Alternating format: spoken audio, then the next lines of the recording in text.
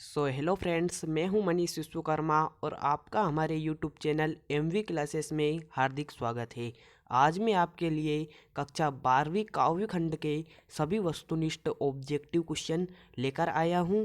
आपको काव्य खंड में से कुल 6 अंक के ऑब्जेक्टिव वस्तुनिष्ठ प्रश्न पूछे जाएंगे, जो कि आज आपके 6 अंक पूरे पक्के करा दिए जाएंगे। आपके ऑब्जेक्टिव कुछ भी नहीं छूटेंगे, सभी ऑब्जेक्टिव को आपको इस चैनल पर बताया जाएगा। इसलिए चैनल को सब्सक्राइब एवं वीडियो को लाइक करना ना भूलें। इस वीडियो में आपको काव्य खंड के संपूर्ण इम्पोर्टेंट ऑब्जेक्टिव बता दिए जाएंगे। तो वीडियो लंबी हो सकती है, लेकिन आपके लिए बहुत ही महत्वपूर्ण है, इसलिए वीडियो को लास्ट तक देखते रहे एवं वीडियो को देखने के पश्चात वीडियो को लाइक करना ना भूलें। तो चलिए वीडियो को शुरू करते हैं। तो सर्वप्रथम आपको जो ऑब्जेक्टिव दिया गया है वो इस प्रकार है कि सांसों के दो तार प्रतीक है। जो आपकी सर्वप्रथम हरिवंश राय बच्चन ने कविता लिखी है, वह उसमें सांसों के दो तार किसके प्रतीक है आपको बताना है। ऑब्जेक्ट आपको ऑप्शन दिया गया है: ए जीवन, बी जिज्ञासा, सी उपेक्षा तथा डी अपेक्षा। तो आपका इसका सही आंसर होगा जीवन। तो चलिए दूसरा प्रश्न देखते हैं। दूसरा प्रश्न आपको दिया गया है: हरिवंश राय बच्चन उन्मादों में क्या लिए फिरते हैं। आपसे पूछा गया है हरिवंश राय बच्चन उन्मादों में क्या लिए फिरते हैं। तो आपको ऑप्शन दिए गए हैं: अवसाद, अवसर, अवसाद, एहसास, एहसान। तो आपका सही आंसर होगा अवसाद। आपका सही आंसर क्या होगा? अवसाद। कवि हरिवंश राय बच्चन उन्मादों में अवसाद लिए फिरते हैं। चलिए आगे बढ़ते हैं और आगे हम देखते हैं आगे के प्रश्नों को।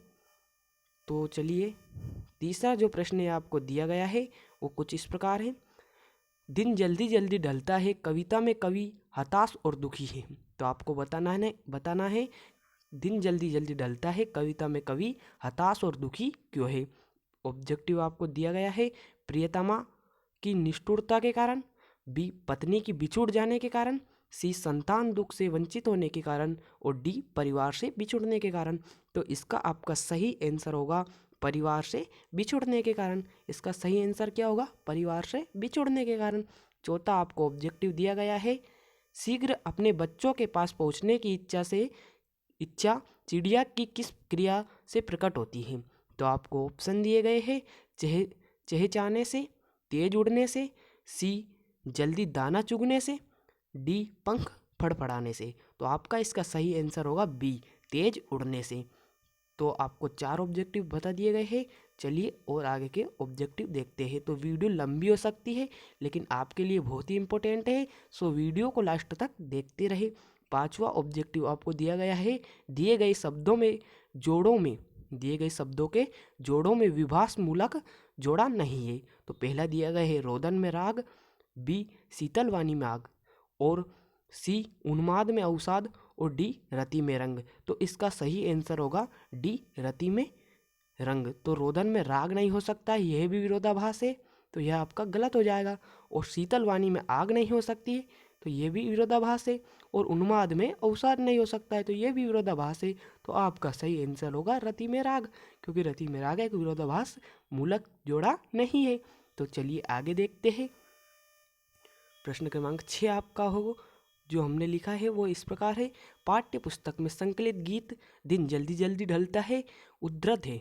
तो आपको बताना है दिन जल्दी जल्दी ढलता है किससे उद्धृत है। एकांक संगीत, बी निशा नियंत्रण, तथा सी आपको दिया है सतरंगिनी, तथा डी आपको दिया गया है मधुशाला। तो आपका इसका सही आंसर होगा बी मधुशाला। दिन जल्दी जल्दी ढलता है किससे उद्धृत है? तो निशा नियंत्रण से उद्धृत है। चलिए 7वां प्रश्न देखते हैं। निम्नलिखित में से विशेषता कुंवर नारायण की कविताओं में नहीं पाई जाती है। 7वां पूछा गया आपसे कि विशेषता नहीं पाई जाती है। तो ऑप्शन दिए गए हैं: ए संयम, बी परिष्कार, सी साफ सुथरापन, तथा डी अखबारी सतहीपन। अखबारी सतहीपन, सॉरी मैंने पहिपन पढ़ दिया था, अखबारी सतहीपन। तो इसका सही आंसर होगा सतहीपन। तो चलिए आगे बढ़ते हैं। आगे जो आपको प्रश्न दिए गए हैं वो इस प्रकार है। हमने 7 ऑब्जेक्टिव अभी तक पढ़े हैं। आगे देखते हैं 8वां। आपको ऑब्जेक्टिव दिया गया है वो इस प्रकार है: कवि कुंवर नारायण से शरारती बच्चे के समान खेल रही थी। कौन खेल रही थी? हंसी, बात, भाषा, चूड़ी। तो आपका इसका सही आंसर होगा बी, बात। कवि कुंवर नारायण से शरारती बच्चे के समान कौन खेल रही थी? तो बात खेल रही थी। तो 9वां प्रश्न आपको दिया गया है, अब मुस्कुराएंगे हम पंक्ति में हम कौन हैं? अब मुस्कुराएंगे हम पंक्ति में हम कौन हैं? तो आपका जो 9वां में ऑप्शन दिए गए हैं वो पहला है कवि, दूसरा है दर्शक, तीसरा है अपाहिज और चौथा दिया गया है आपको दूरदर्शन। तो आपका इसका सही आंसर होगा आपका दूरदर्शन। और ये तीनों ऑप्शन आपके गलत है। तो चलिए 10वें ऑब्जेक्टिव को देखते हैं। कैमरे में बंद अपाहिज में करुणा के मुखौटे में छिपी की कविता है। किसकी कविता है? दया की, धोखे की, क्रूरता की, डी परोपकार की। तो आपका इसका सही आंसर होगा क्रूरता की। आपका इसका सही आंसर क्या होगा? क्रूरता की। और परोपकार की आपका गलत ऑप्शन है और दया की भी आपका गलत ऑप्शन है। तो आगे देखते हैं हम 11वां, उषा का जादू टूटने के कारण। उषा का जादू टूटने का कारण है। क्या कारण है आपको बताना है? सूर्योदय। आपको पहला ऑप्शन दिया गया है सूर्योदय है क्या? आपको ये बताना है सूर्योदय है क्या है। सॉरी, अब इसको मिटा देता हूँ मैं। तो आपको ऑप्शन दिए गए सूर्योदय, सूर्यास्त, सी मंद मंद हवा, तो डी ओस। तो आपका इसका सही आंसर होगा ए, सूर्योदय। आपका इसका सही आंसर जो होगा वो ए होगा, सूर्य उदय। इसका सही आंसर आपका ए होगा, सूर्य उदय। तो चलिए अपन आगे को देखते हैं। अब प्रश्न क्रमांक 11 तक आपको दिखा दिया गया है और आपको सभी प्रश्न को इसी में दिखा दिया जाएगा। तो वीडियो को लास्ट तक अवश्य देखते रहे। चलिए प्रश्न क्रमांक 12 को देखते हैं। प्रश्न क्रमांक 12 को देखते हैं। प्रश्न क्रमांक 12 को देखने के लिए थोड़ा हमें नीचे लेना पड़ेगा ये। तो प्रश्न क्रमांक 12 में आपसे पूछा गया है, संपूर्ण समाज में गरीबी ने घेर रखा है। संपूर्ण समाज को गरीबी ने घेर रखा है। तो आपको इसको ऑप्शन दिया गया है रावण रूप में, तड़ाका रूप में, पिशाच रूप में, सुरसा रूप में। तो आपका इसका सही आंसर होगा रावण रूप में। संपूर्ण समाज को गरीबी ने रावण रूप में घेर रखा है। 13वां आपको दिया गया है, लक्ष्मण मूर्छा और राम का विलाप में भाषा का प्रयोग है। तो आपको ऑप्शन दिए गए ब्रज भाषा, अवधी भाषा, हिंदी भाषा, संस्कृत भाषा। इसका सही आंसर है अवधी भाषा। तवाजुन कायम है। आपसे 14वें क्वेश्चन में पूछा गया है तवाजुन कायम है। तो आपको ऑप्शन दिए गए हैं प्रेम का, आदर्शों का, नियमों का, फितरत का। तो आपका इसका सही आंसर होगा डी, फितरत का। आपसे 15वां क्वेश्चन पूछा गया है, फिराक गोरखपुरी चमक की बात कर रहे हैं। तो आपको बताना है फिराक गोरखपुरी किसकी चमक की बात कर रहे हैं। तो ऑप्शन दिया गया है मोतियों की, शेरों की, हीरो की, तारों की। तो फिराक गोरखपुरी शेरों की चमक की बात कर रहे हैं। तो आपका इसका सही आंसर होगा शेरों की। आपका इसका सही आंसर हो जाएगा शेरों की। चलिए आगे बढ़ते हैं। प्रश्न क्रमांक 16 में आपसे पूछा गया है, माँ अपने प्यारे बेटे को लिए खड़ी है। तो आपसे पूछा गया है माँ अपने प्यारे बेटे को लेकर कहाँ पर खड़ी है? घर में, घर के मंदिर में, घर की छत पर, घर के आंगन में और घर के द्वार पर। तो आपको इसका सही आंसर बताना है। तो इसका सही आंसर होगा घर के आंगन में। आपका इसका सही आंसर होगा घर के आंगन में। और ये तीनों ऑप्शन आपको गलत दिए गए हैं। तो चलिए आप 17वां देखते हैं, बगुले के पंख कविता में आकाश में छाया छाई है। बगुले के पंख कविता में आकाश में छाया छाई हुई है। तो आपको बताना है किसकी छाया छाई हुई है? तो काले बादलों की छाया छाई हुई है। बगुलों के पंख कविता में आकाश में क्या छाई हुई है? तो काले बादलों की छाया छाई हुई है। तो चलिए आगे बढ़ते हैं। अब आगे आपको सही गलत बताए जाएंगे, सत्य सत्य दिखाए जाएंगे। तो आपको वीडियो को स्किप नहीं करना है, वीडियो को लास्ट तक देखना है।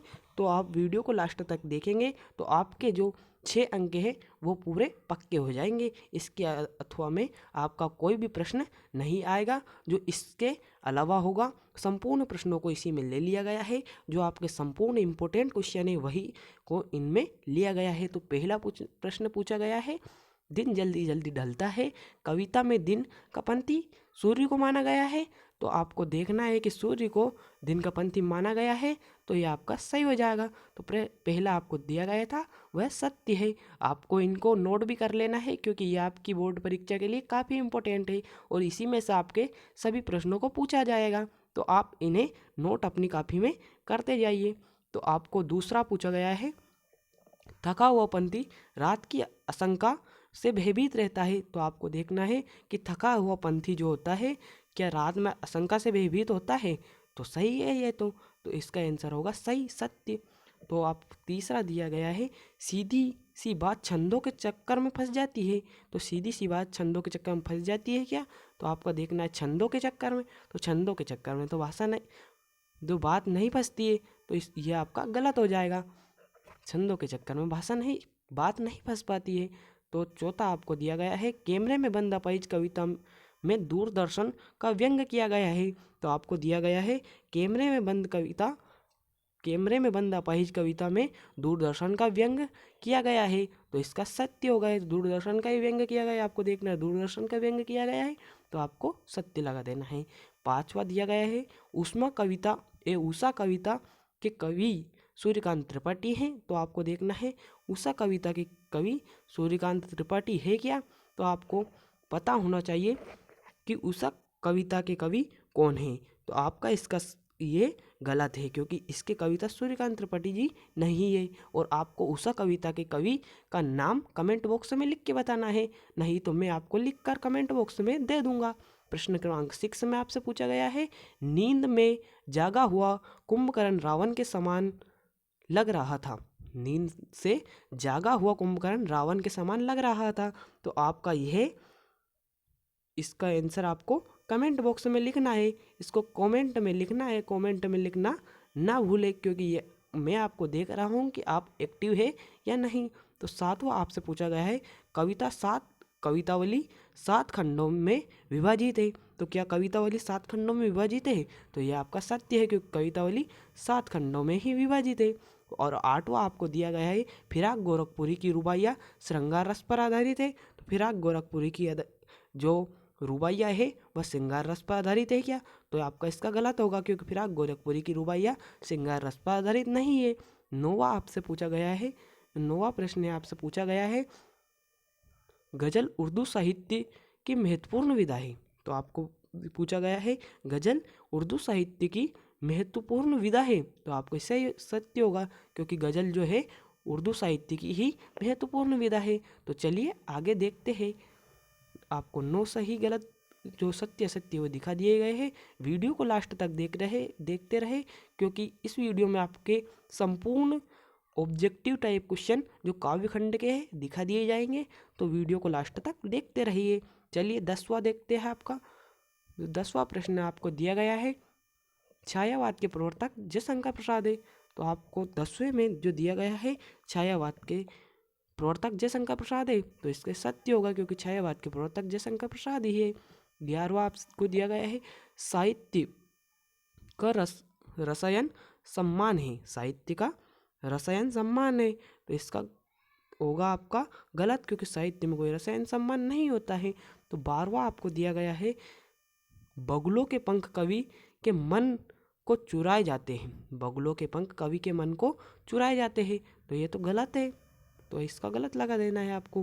13वां आपको दिया गया है, छायावाद में व्यक्तित्व भावना प्रबल है जबकि प्रगतिवाद में सामाजिक भावना। तो आपको देखना है कि छायावाद में व्यक्तिगत भावना प्रबल है तथा जबकि प्रगतिवाद में सामाजिक भावना। तो आपको इसको देखना है कि यह है, तो आपको इसको सही लगा देना है। अगर व्यक्तित्व इधर आ जाता है प्रगतिवाद की जगह और प्रगतिवाद व्यक्तित्व की जगह आ जाता है तो आपका यह गलत हो जाएगा। अगर आपका छायावाद में व्यक्तित्व की भावना प्रबल है तो आपका यह सही होगा और प्रगतिवाद में सामाजिक भावना की प्रबलता है। आगे बढ़ते हैं। 14वां आपको दिया गया है, डॉक्टर नागेंद्र ने छायावाद को स्थूल के प्रति सूक्ष्म का विद्रोह कहा गया है। डॉक्टर नागेंद्र ने छायावाद को स्थूल के प्रति सूक्ष्म का विद्रोह कहा गया है। तो आपका यह सत्य होगा क्योंकि डॉक्टर नरेंद्र ने आपको छायावाद को स्थूल के प्रति सूक्ष्म का विद्रोह कहा गया है। तो आप आगे बढ़ते हैं। 15वां आपको दिया गया है, प्रयोगवाद के प्रवर्तक प्रयोगवाद के प्रवर्तक शमशेर बहादुर सिंह है, तो आपका ये गलत होगा कि प्रयोगवाद के शमशेर बहादुर सिंह प्रवर्तक नहीं है। तो चलिए आगे देखते हैं। आगे आपको एक वाक्य में उत्तर दिखाए जाएंगे, तो वीडियो को लास्ट तक देखते रहे, क्योंकि आपको इसी में सभी ऑब्जेक्टिव टाइप क्वेश्चन काव्य खंड के दिखा दिए जाएंगे और आपके 6 अंक पूरे पक्के कर दिए जाएंगे। तो पहला प्रश्न पूछा गया है, आधुनिक युग की मीरा किसे कहा गया है? तो आधुनिक युग की मीरा महादेवी वर्मा को कहा गया है। तो आपसे यह प्रश्न वेरी मोस्ट है, आपको इसे करना ही करना है, बहुत ही इंपॉर्टेंट है, बहुत बार पूछा जा चुका है, तो आपको इसे अवश्य याद कर लेना है। तो चलिए आगे बढ़ते हैं। दूसरा प्रश्न आपको दिया गया है, सरोज स्मृति नामक रचना किस कवि ने की है? तो आपसे पूछा गया है सरोज स्मृति नामक रचना किस कवि ने की गई है? तो इसका सही आंसर होगा सूर्यकांत त्रिपाठी। इसका आंसर होगा सूर्यकांत त्रिपाठी। सूर्यकांत त्रिपाठी होगा इसका सही आंसर। तीसरा आपको दिया गया है, प्रकृति का मानवीकरण किस वाद में प्रमुख विशेषता है? प्रकृति का मानवीकरण किस वाद की प्रमुख विशेषता है? तो आपका इसका सही आंसर होगा छायावाद की। इसका सही आंसर क्या होगा? छायावाद की प्रमुख विशेषता है। प्रकृति का मानवीकरण किस वाद की प्रमुख विशेषता है? तो छायावाद की। आपको चौथा प्रश्न दिया गया है, खड़ी बोली का प्रतिष्ठित रूप किस युग में प्रकट हुआ? तो आपको चौथा दिया गया है, खड़ी बोली के प्रतिष्ठित रूप किस युग में प्रकट किया गया है? तो इसका सही आंसर होगा द्विवेदी युग। क्या होगा? द्विवेदी युग। इसका सही आंसर होगा द्विवेदी युग। पांचवा आपको दिया गया है, खड़ी बोली का पहला महाकाव्य कौन सा है? आपसे पूछा गया है खड़ी बोली का पहला महाकाव्य कौन सा है? तो इसका सही आंसर होगा प्रिय प्रवास। इसका सही आंसर क्या होगा? प्रिय प्रवास। आपको छठा दिया गया है, छठा प्रश्न को क्या दिया गया है? तो सामान्य से सामान्य विषयों पर कविता लेखन किस युग की विशेषता है? सामान्य से सामान्य विषयों पर कविता लेखन किस युग की विशेषता है? तो आपका इसका सही आंसर होगा प्रयोगवाद की। इसका सही आंसर होगा प्रयोगवाद की सही आंसर हो जाएगा आपका इसका। और सातवां आपको दिया गया है, 700 के दो तार प्रतीक है। आपको यह प्रश्न ऑब्जेक्टिव में भी दिया गया था और यह भी दिया गया है, तो किसके प्रतीक है? जीवन के प्रतीक है। 700 के दो तार किसके प्रतीक है? जीवन के प्रतीक है। आठवां प्रश्न आपसे पूछा गया है, भाषा के साथ साथ बात कैसी होती गई? भाषा के साथ साथ बात कैसी होती गई? तो पेचीदा। इसका सही आंसर होगा पेचीदा, मतलब भाषा के चक्कर में बात पेचीदा हो गई थी। आपको पाठ पढ़ाया गया था, उसमें भाषा के चक्कर में बात पेचीदा हो गई थी। तो आपको अगला प्रश्न पूछा गया है, प्रश्न क्रमांक 9 में आपसे पूछा गया है, सब घर एक कर देने का क्या आशय है? तो सब घर एक कर देने का आशय भेदभाव को दूर करने से है। तो इसका सही आंसर होगा आपका भेदभाव को दूर करने से है। तो आपको इसका सही आंसर लिखना है भेदभाव को दूर करने से।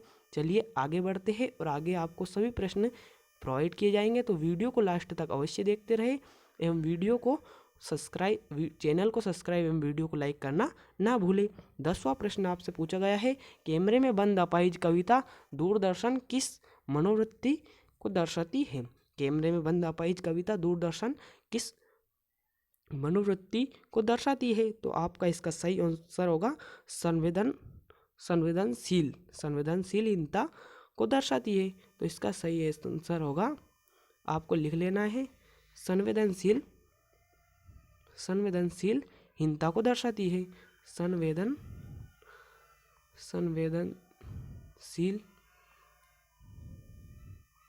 संवेदनशील मनोवृत्ति को दर्शाती है।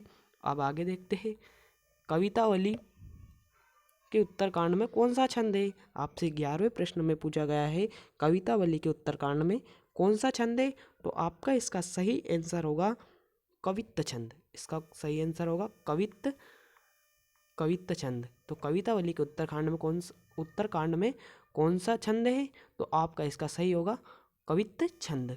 चलिए आगे देखते हैं, प्रश्न क्रमांक 12 को देख लेते हैं, क्या दिया गया है?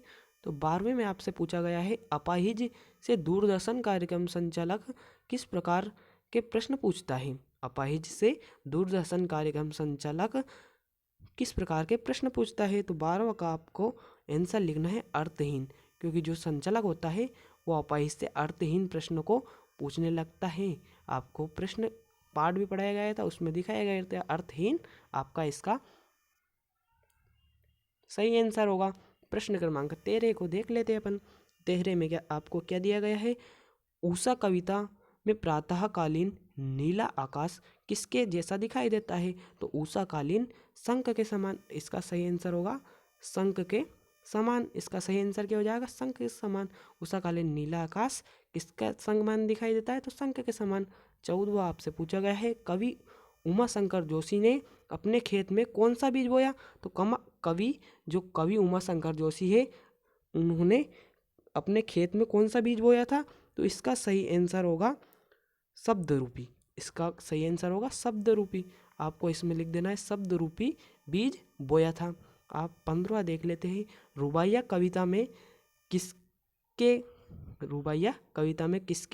लच्छे चमक रहे हैं, रुबाइया कविता में किसके लच्छे चमक रहे हैं, तो राखी के इसमें लिख लेना है आपको, राखी के लिख लेना है इसमें, यहाँ पर मैं सही से नहीं लिख पा रहा हूँ, तो राखी के लिख लेना। चलिए आगे देखते हैं। आप इन्हें अपनी कॉपी में नोट अवश्य करें, क्योंकि आपकी बोर्ड परीक्षा के लिए काफ़ी इम्पोर्टेंट है, इसलिए इन्हें आप अपनी कॉपी में नोट करते चलिए और मैं आपको सभी आंसरों को बताता चलूँगा, उन्हें आप लिख लीजिए। चलिए आगे देखते हैं। आपसे अब रिक्त स्थान बताऊँगा।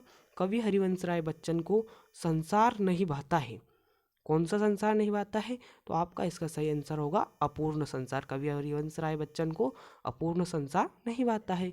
दूसरा आपसे पूछा गया है, कैमरा एक साथ और को रोते हुए दिखाता है, एक साथ और को रोते हुए दिखाता है, तो आपका इसका सही आंसर होगा दर्शक और अपाहिज को। पहला में दर्शक लिख लेना है तो दूसरे में अपाहिज को। कैमरा एक साथ दर्शक और अपाहिज को रोते हुए दिखाता है। आपका इस तीसरे प्रश्न दिया गया है,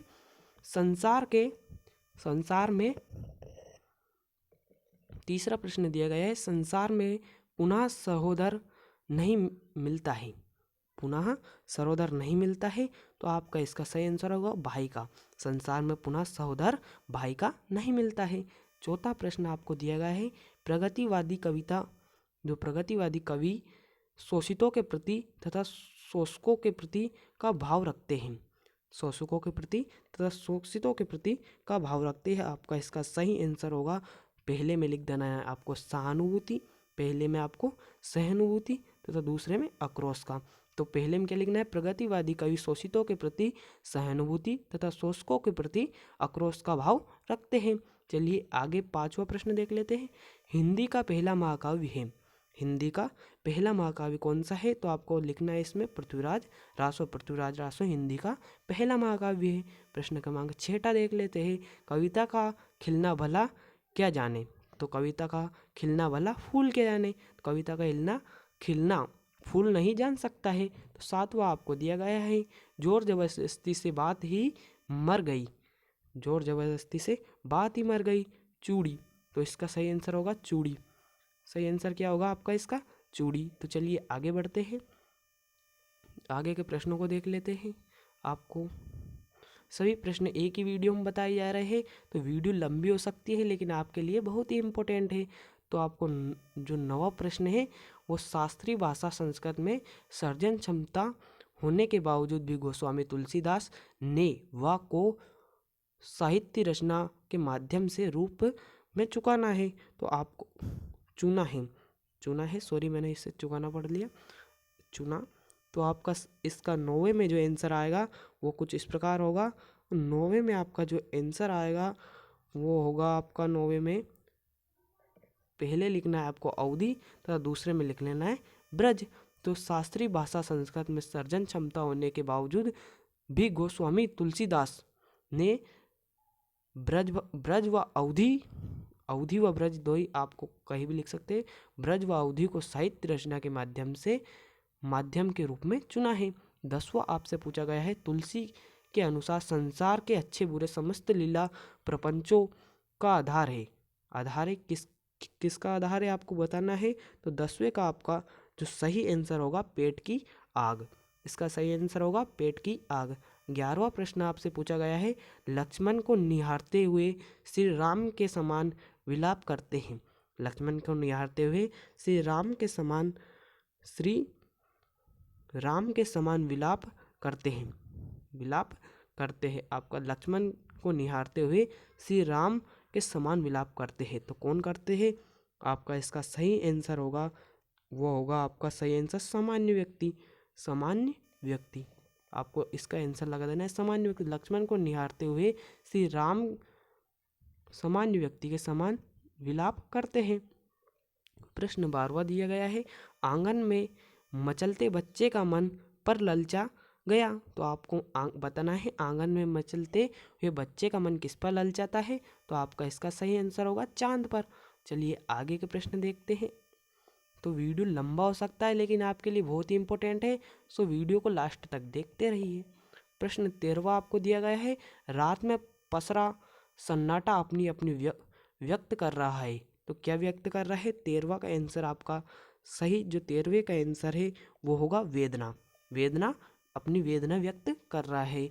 14, फिराक की गजलों का मुग्ध होकर, फिराक की गजलों पर मुग्ध होकर लोग कहते हैं तुमने इतनी अच्छी कहाँ से लिखी, कहाँ से सीख ली। फिराक की गजलों पर मुग्ध होकर लोग कहते हैं तुमने इतनी अच्छी कहाँ से सीख ली। तो कौन कहते हैं?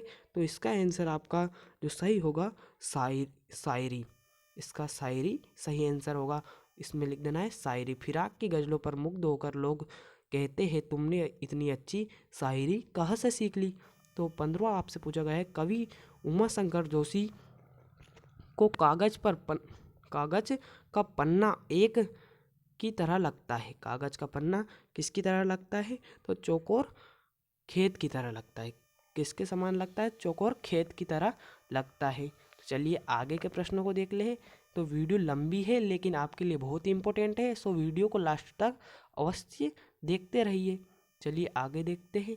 आगे भी आपको बहुत ही इंपॉर्टेंट प्रश्नों को दिखाया जाएगा। अब आगे आपको सही जोड़ी दिखाई जा रही है। तो देखिए सही जोड़ी में आपको क्या दिया गया है। तो हम पहले इसे सेट कर लेते हैं। सही जोड़ी में आपको दिया गया है जयशंकर प्रसाद। जयशंकर प्रसाद, तो जयशंकर प्रसाद कौन है? छायावाद के प्रवर्तक। जयशंकर प्रसाद कौन थे? छायावाद के प्रवर्तक। सुमित्रा नंदन पंत, सुमित्रा नंदन पंत कौन थे? तो प्रकृति के सुकुमार कवि। सुमित्रा नंदन पंत प्रकृति के सुकुमार कवि। अज्ञे कौन है? तार सप्तक। अज्ञे कौन है? तार सप्तक। तो इसका सही आंसर हो जाएगा तार सप्तक। सूर्यकांत त्रिपाठी, तो सूर्यकांत त्रिपाठी आपका क्या आएगा? इसका सूर्यकांत त्रिपाठी का आपका सही आंसर आएगा महाप्राण। कौन है? महाप्राण इनने का सही आंसर हो जाएगा सूर्यकांत त्रिपाठी का जो सही आंसर होगा वो महाकांत त्रिपाठी होगा। और उमा शंकर जोशी, उमा शंकर जोशी का जो आपका चौथा बच्चा है वह होगा गुजराती कविता। तो चलिए आगे बढ़ते हैं। आपको एक जोड़ी बता दी गई है, अभी तो आपके लिए बहुत ही इंपॉर्टेंट मोस्ट क्वेश्चन बचे हुए हैं, तो आप उनको देखे बिना वीडियो को स्किप ना करें। तो आपको दूसरी जोड़ी दी गई है, क्या भूलूं क्या याद करूं, क्या भूलूं क्या याद करूं। तो इसका सही आंसर होगा हरिवंश राय बच्चन। क्या भूलूं क्या याद करूं किसने लिखा है? तो हरिवंश राय बच्चन ने। तो इसका सही आंसर होगा हरिवंश राय बच्चन। आपको बी दिया गया है कुंवर नारायण। कुंवर नारायण का सही आंसर होगा आत्मजयी। तो उनने आत्मजयी को लिखा है, तो कुंवर नारायण का सही आंसर होगा आत्मजयी। सी आपको दिया गया है रघुवीर सहाय। रघुवीर सहाय, तो रघुवीर सहाय का जो आपका सही आंसर होगा लोग भूलते गए हैं। लोग भूलते गए हैं, रघुवीर सहाय का आपका सही आंसर हो जाएगा। आपका डी देख लेते हैं, शमशेर बहादुर सिंह। शमशेर बहादुर सिंह का आपका सही आंसर होगा कुछ कविताएं। शमशेर बहादुर सिंह का कुछ कविताएं। तो ई नंबर को आपको दिया गया है उमा शंकर जोशी। उमा शंकर जोशी ने क्या लिखा है? तो गंगोत्री को लिखा है, तो इसका सही आंसर हो जाएगा गंगोत्री। तो आपको इनके सभी को सही आंसर दिखा दिए गए हैं। सो वीडियो को लाइक एवं चैनल को सब्सक्राइब करना ना भूलें और वीडियो को लास्ट तक देखते रहिए, क्योंकि सभी ऑब्जेक्टिव आपको एक ही वीडियो में दिखा दिए गए हैं। तो चलिए आगे बढ़ते हैं। आगे आपकी तीसरी जोड़ी दी गई है। तो आपको राष्ट्र प्रेम का भाव सर्वप्रथम दिया गया है। राष्ट्र प्रेम का भाव भारतेंदु युग। आपका इसका सही आंसर होगा, जो आपका इसका सही आंसर होगा वो होगा भारतेंदु युग। इसका सही आंसर हो जाएगा आपका भारतेंदु युग। बी आपको दी गई है खड़ी बोली का विकास। बी आपको क्या दिया गया है, खड़ी बोली का विकास, तो इसका सही आंसर होगा द्विवेदी युग, द्विवेदी युग। और आपको सी आपको दिया गया है कल्पना की प्रधानता। कल्पना की प्रधानता, कल्पना की प्रधानता किस में है, तो छायावाद में है, तो इसका आंसर होगा छायावाद में। डी आपको दिया गया है यथार्थ का चित्रण। डी आपको क्या दिया गया है, यथार्थ का चित्रण किस वाद में हुआ है, तो यथार्थ का चित्रण जो है आपका, यथार्थ का चित्रण प्रगतिवाद में हुआ, तो इसका सही आंसर होगा प्रगतिवाद में। नए नए उपमानों का प्रयोग, नए नए उपमानों का प्रयोग कहाँ हुआ है, तो प्रयोगवाद में, इसका सही आंसर होगा प्रयोगवाद में। तो राष्ट्र प्रेम का भाव भारतेंदु युग, खड़ी बोली का विकास द्विवेदी युग, तो कल्पना की प्रधानता आपकी छायावाद में, यथार्थ का चित्रण आपका हो जाएगा प्रगतिवाद, तथा नए उपमानों का प्रयोग प्रयोगवाद में। चलिए आगे देखते हैं। तो आपको एक ही वीडियो में संपूर्ण ऑब्जेक्टिव बताए जा रहे हैं, तो वीडियो को लाइक एवं चैनल को सब्सक्राइब करना ना भूले।